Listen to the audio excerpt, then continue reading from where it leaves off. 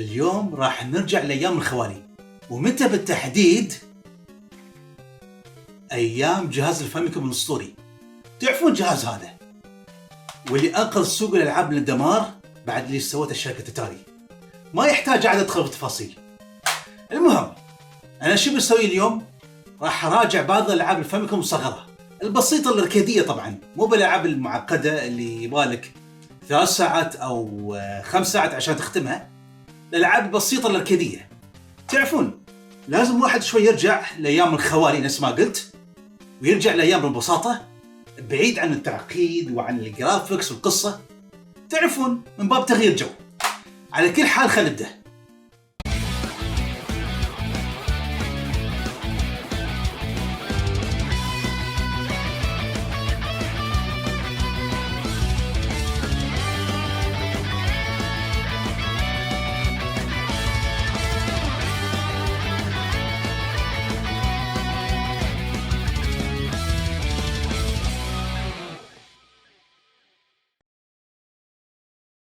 ألعاب الفاميكوم الأركادية المصغرة هي الألعاب اللي بدينا فيها قبل ما نحصل على ألعاب المغامرات التفصيلية، وأغلبهم موجودين بالأركيد والأجهزة المنزلية الأخرى، وفي منهم عندهم الشعبية لين يومنا هذا. طبعا ما ننكر أن هالألعاب كانوا أسس حق ألعاب اليوم. عموما خلينا نبدأ بقائمة الألعاب ونراجعها.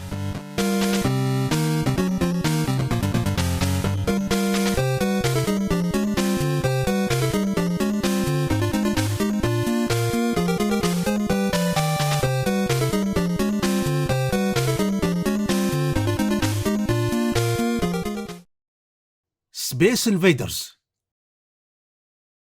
يحتاج أتكلم؟ لعبة معروفة جدا، وهي من الألعاب اللي سوت ضجة كبيرة بذاك الوقت. ببساطة أنت تتحكم بمركبة فضائية ومهمتك تدمير المخلوقات الفضائية كلها بالشاشة، وبعدين تنتقل للمرحلة التالية وهكذا. طبعا لازم تتحذر من الطلقات اللي يطلقون الفضائيين، في حاجز يحميك منهم. المشكلة أن اللعبة قديمة جدا، وفوق هذا نخسر فيها. خلينا ننتقل للعبة التالية قبل ما حد يتشمت فيني. جولف. من الألعاب اللي لعبناها في طفولتنا، واعتقد انها اكثر لعبة جولف لعبها الأغلبية. اللعبة في غاية البساطة وما يحتاج شرح القوانين. انت تقدر تحدد مدى قوة الضربة اللي تبغى تضربها، وتقدر تغير انواع المضارب اذا ضغطت فوق او تحت بس التحكم. اللعبة فيها مراحل كثيرة، وكل مرحلة لها خريطة مختلفة. عاد في خرائط باشكال انت تتخيل في مخيلتك. هالخريطة مثلا تقول ريال قاعد يصارخ. المهم لما تكون قريب من الفتحة الخريطة تصير مكبرة بحيث انها تسهل عليك ادخال الكورة، بس ما ادري ليش ما تدخل الكورة هني. عموما اللعبة بشكل عام مسلية وخفيفة ومريحة حق الأعصاب. هالألعاب تستاهل تلعبها عشان تعدل مزاجك بسبب هدوءها. خلي غير لعبة قبل ما حد يتشمت بعد مرة. آيس كلايمرز. من كلاسيكيات نينتندو الشهيرة ومعروفة هي الأخرى عند أغلبكم. أنت تلعب لما تتسلق الجليد، ومهمتك هي تسلق الجبل من القاع بالداخل ألين ما توصل الفوهة وتمسك ريول الديناصور أو الغراب. أمانة أنا ما أدري شو هذا. المهم زر الأي للقفز الأعلى وتكسير السقوف الثلجية، وممكن تستخدم هالحركة في الهجوم الأعداء الطائرين، والزر بيه للضرب المطرقة. وأنت اللي عليك الصعود الأعلى. الأعداء اللي يطلعون عبارة عن حيوانات. في عندك الفقمات اللي ما عندهم شغلة بس يمشون على الأرض. إذا شافوا حفرة قدامهم هم يرجعون مباشرة ويسكرونها بقطعة ثلجية. هذا اللي عاد بيرفعون ضغطك إذا هم كل شوي بيسدون الفتحة اللي أنت تحاول تطلع منها. أنت تقدر تضرب المطرقة وتدوخهم، أو تتنازل فيهم وتكسر قطعة اللي هم يمشون عليها وبيطيحون منها. مرات أنت ودك تطلع من الفتحة وهم يباغتونك. يا حقير يا نذل. المهم في عندك الطيور، تقدر تهاجمها بالقفز أو تضربهم بالمطرقة.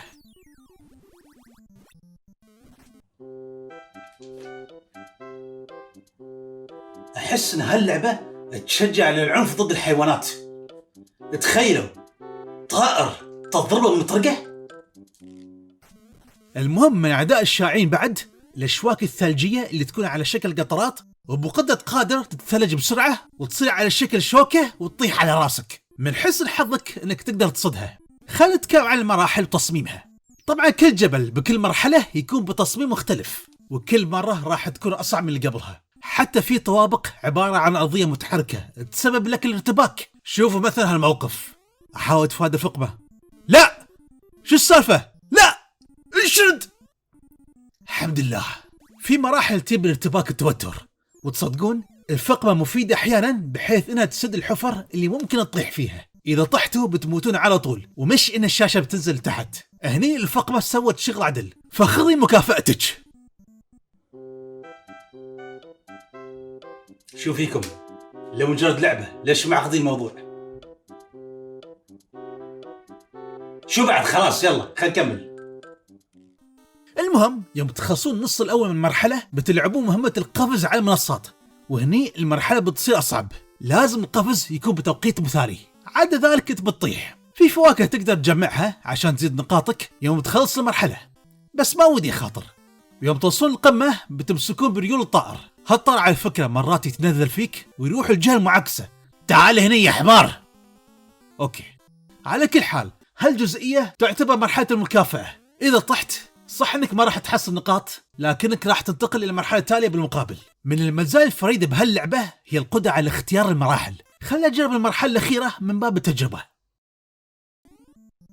اوكي، هالغيوم السريعه قامت ترفع الضغط، ما في مجال تخلون شوي ابطا.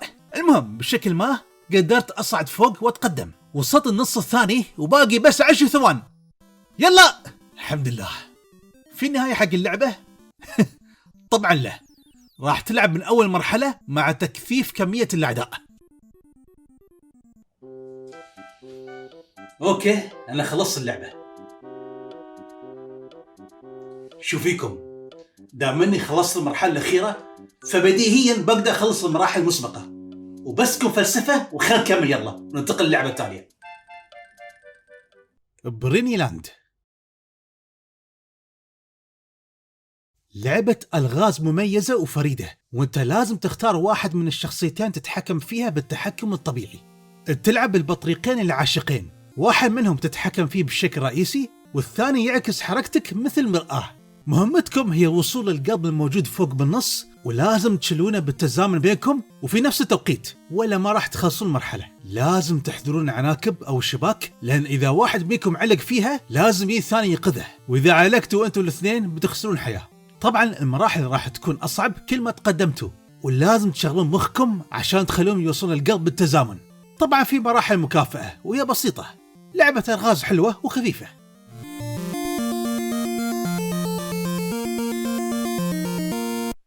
باتل سيتي، هاللعبة أشوفها من أحلى ألعاب الفاميكوم حقيقة، وأنا ألعبها من فترة لأخرى. أنت ببساطة تتحكم في دبابة مهمتها تدمير كل الدبابات الأخرى وحماية القاعدة على شكل صقر، ولازم تحميها بأي شكل لأنها إذا دمرت راح تنتهي اللعبة مباشرة بدون سابق انذار. أنت تواجه موجات من الدبابات ولازم تقضي عليهم، وكل مرحلة تكون بتصميم مختلف وبشكل مختلف. أنت تقدر تكسر جدران من أجل العبور. الدبابات اللي تغامز باللون الأحمر تطلع لك الغرض يوم دمرها. الدبابة تعطيك حياة إضافية. الساعة توقف دبابات الأعداء مؤقتا. القنبلة تفجر كل الأعداء المتواجدين دفعة واحدة. المجرفة تغطي قاعدتك بجدار حديدي مؤقت ما يقدر يخترق الأعداء. الخوذة تعطيك درع حماية مؤقت. وأخيرا وليس آخرا النجمة، هذه تحدث دبابتك وتخليها أقوى بحيث أن طلقات تكون أسرع، ويوم تحدث الدبابة ل3 مرات تتغير شكلها وتصير طلقاتك في قمة القوة لدرجة أنك بتقدر تكسر الجدران الحديدية وتقدر تتحبس الأعداء بكل سهولة. من الأشياء المميزة باللعبة هي القدرة على تصميم المرحلة وتلعب فيها. أنا قاعد ألعب المرحلة اللي هي عبارة عن مجسم شخص أنا سويته، وغطيت قاعدتي بالحديد عشان أقدر أخذ راحتي. الغباء انك اذا خذيت المجفة وراح تأثيرها الجدار الواقي للقاعدة بيرجع طبيعي مما بيعرضك للخطر. الحمد لله اني لحقت عليه. المهم يوم تخلص المرحلة المصنوعة راح تكمل المرحلة الثانية وتلعبها بشكل طبيعي. من الألعاب المسلية ديك دوغ، هذه اللعبة معروفة هي الأخرى وصدت على العديد من الجزء ومنها الأتاري. المهم أنت تلعب بالحفار اللي مهمته تدمير الأعداء بنفخهم عن طريق انبوب وبعدين تفجرهم. نعم تفجرهم. هني بداية الدموية بعالم الألعاب. اللعبة مش دموية أصلا. هم لما ينفجرون أشكالهم تحسهم بالونات. عموما أفضل طريقة لهزيمة الأعداء يوم تطلق عليهم البوب أو الرمح، خليك ضاغط على السهم التحكم باستمرار واضغط بسرعة على زر النفخ ويفجرون بسرعة. أنا ما أدري هذا شو يفرق للأمانة. رمح سكوبيا من مورتال كومبات. المهم بالنسبة للأعداء فما في إلا تنانين اللي يطلقون النار، وهذين الثانيين أنا ما أعرف كيف أوصفهم، لونهم أحمر ولابسين نظارات الغوص، ما أعرف شو هذا. المهم لما تتخلص منهم كلهم وما يتم إلا واحد بيحاول يشهد من المرحلة، وفي واحد سط على حافة المرحلة. من الأشياء اللي تقدر تسويها إنك تطيح الصخور على الأعداء. قانون الجاذبية بهاللعبة شوي مضروب، ويوم توصل للمراحل المتقدمة الأعداء يهيجون فجأة ويصيرون أسرع، وبتسمع لحن يدل على هالشيء. كل ما تخلص مرحلة مع مرور الوقت تتغير لون التربة مالتها، وبتشوف أزهار فوق تقول لك كم مرحلة خلصت. لعبة مسلية وخفيفة. تعرفون شو أحلى شيء فيها؟ اللحن اللي يشتغل يوم أنت تمشي. الصراحة هاللحن جميل رغم أن مدته بس 8 ثواني.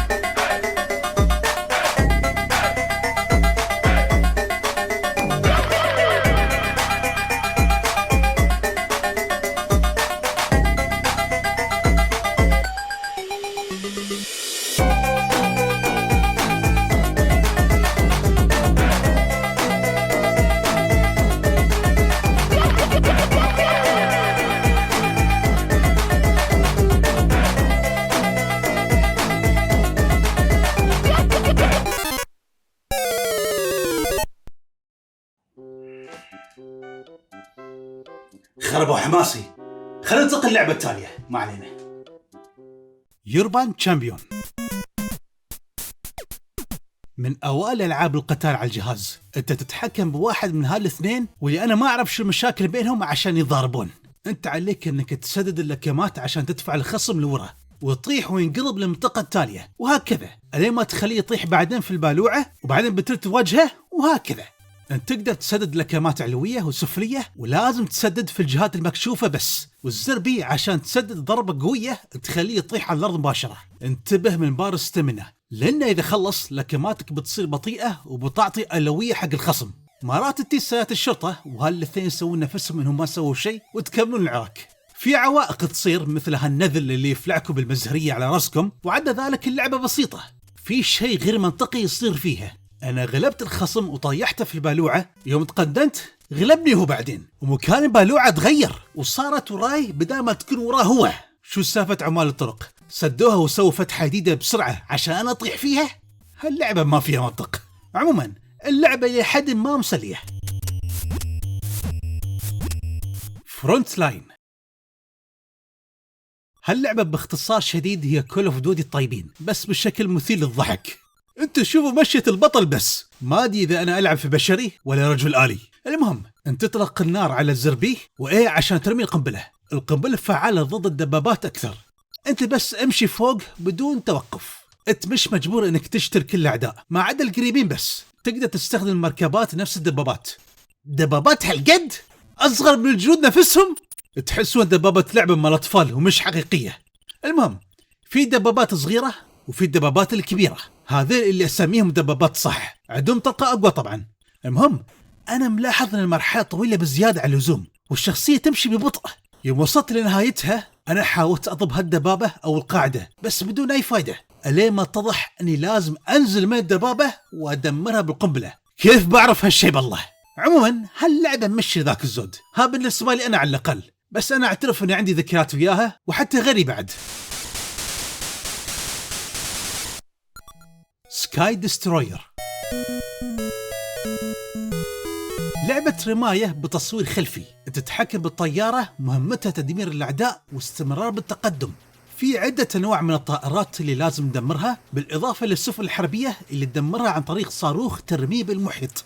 ما في شيء زيادة ممكن نضيفه على هاللعبة، وهي لعبة للأمانة مسلية ويستاهل تقضي وقتك فيها من باب تعديل المزاج بسبب بساطتها. لكن رغم ذلك اللعبة فيها شيء غريب، يوم تلعب المرحلة إطلاق النار يكون اوتوماتيكي إذا استمرت بالضغط على الزر A، لكن يوم تنتقل للمرحلة التالية الرصاص صار أبطأ ولازم تضغط بشكل متتالي عشان تطلق بسرعة، وإذا مت بيرجع الرصاص سريع مثل ما كان بالمرحلة المسبقة. إذا خلصت مرحلة بعد بيرجع بطيء. شو لازم أموت عمري كل شوي عشان خليه يطلق أسرع؟ للأمانة أنا ما أعرف شو السالفة. ثيكسدر من الألعاب اللي يمكن البعض ما يعرفها، بس هي صدرت على عدة أجهزة. أنت تلعب رجل آلي يطلق طلقات تتجه بشكل تلقائي صوب الأعداء، وهي حركة مريحة للأمانة. وأنت تقدر بعد تتحول لطيارة عشان تقدر توصل لأماكن اللي ما تقدر توصلها. الرقم على اليمين هو بار الطاقة. الغريب أن القفز مش على زر مستقل، وإنما بس تضغط فوق. الزر الثاني ما أعرف شو وظيفته عشان أكون صريح وياكم، لكن حسب ما فهمت إنه يفعل بار مؤقت بحيث إنه يعطيك درع أو حماية مؤقتة. من يدري، هاللعبة مش من الألعاب اللي تقول لك شو السالفة. عموما الموسيقى للأمانة حلوة، وهي من الألعاب اللي تمشي الحال ومش بها السوء، لكني أنصح بنسخة صخر. الرسوم أفضل والموسيقى أحلى، رغم أن الصخر أضعف تقنيا من فمكم. نفس ما قلت لكم هالنسخة هي النسخة المثالية تجربة أفضل. فورميشن زد لعبة رماية من الجانب المتحرك التلقائي. تلعب برجل آلي عنده مسدس ويتقدم بدون توقف. عنده القدرة انه يتحول طيارة، مما يخليه اسرع ويقدر يطير لارتفاع اعلى. لكن في عداد على اليمين يقول لك كم تملك من قدرة الطيران. عشان تزوده لازم تشيل الاشياء اللي تقوم مناطيط صغيرة وتزود العداد بشكل اكبر. لهذا السبب انا اتم على الارض قدر المستطاع، وما اطير الا في اللحظة اللي لازم اغادر فيها الجزيرة عشان انتقل للجزيرة التالية. واللي حس الحظ هم يلمحون لك بالخلفية اذا انت صرت قريب من الشاطئ عشان تستعد للمغادرة. طبعا يوم تغادر الجزيرة لازم تواجه العقبات قبل ما توصل للجزيرة التالية. بعد ما تطوف الجزيرة الثانية بيطلع رئيس. انا تميت اطلق عليه باستمرار، بس هو مش طايع يموت الين ما اتضح انك لازم تشحن الطلقة وبعدين تطلقها، وبيموت من اولها. كيف بعرف هالشي بالله عليكم؟ المشكلة ان قدرة الشحن الطلقة موجودة عند الرئيس فقط. المهم انت تنتقل للكوكب التالي وهكذا. لعبة جيدة لكنها شوي صعبة، وهي موجودة على عدة أجهزة.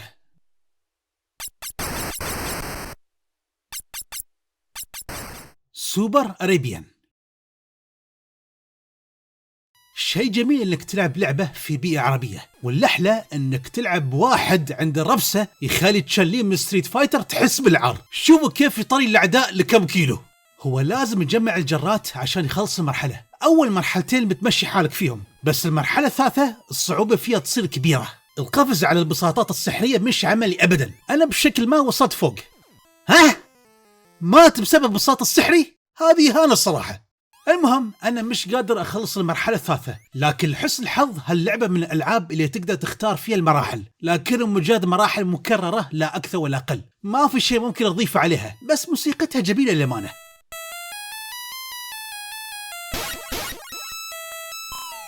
نينجا هاتوري كن،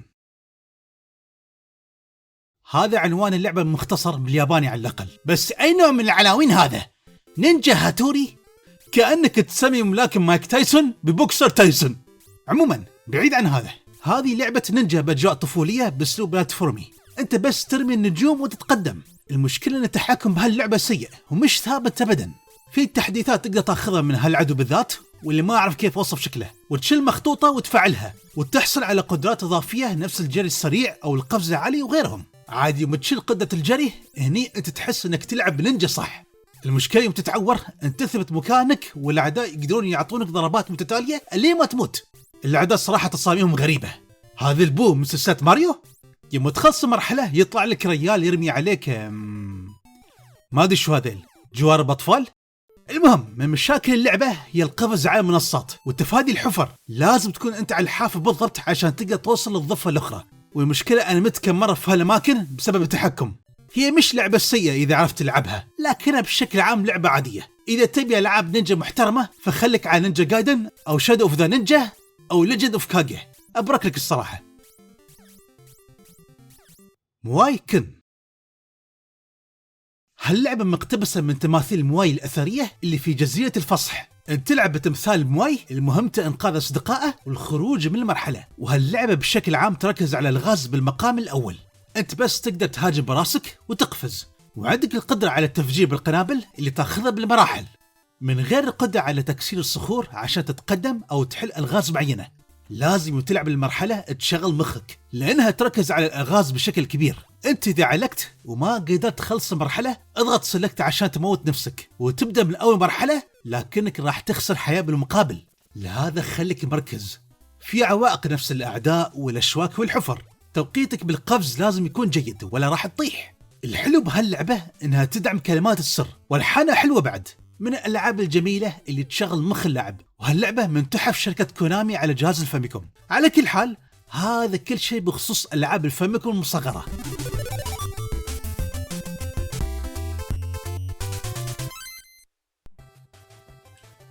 أوكي، نكتفي بهذا القدر اليوم. أنا أدري إن في ألعاب أركادية مصغرة على الفاميكوم ما غطيناها غير هذيل، ولكن تعرفون نحن ما نقدر نغطي كل شيء في حلقة واحدة. إن شاء الله راح يكون في وقت مناسب حق البقية. لذلك الحين انتم خبرونا بالتعليقات تحت، شو من الألعاب الفاميكوم الصغيرة الأركادية اللي تحبونها، سواء اللي ذكرناها اليوم أو اللي ما ذكرناها، وخلنا نسمع آراءكم. نكتفي بهذا القدر ونشوفكم على خير.